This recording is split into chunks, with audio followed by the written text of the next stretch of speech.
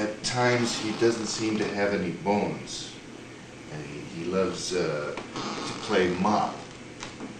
This is how I mop my floor, you see. Okay. He's a little uptight. He wanted to go outside, so we'll just take him up outside on his back. I think you're going too fast. You're going faster than usual.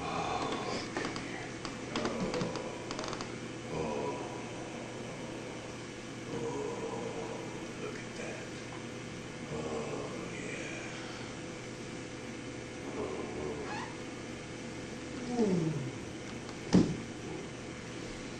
Okay.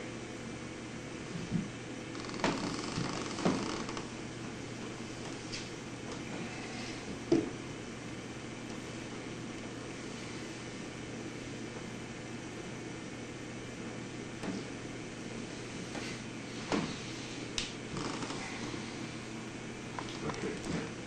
I know. This is a trick. We start off with a flip. You gotta debone the cat first.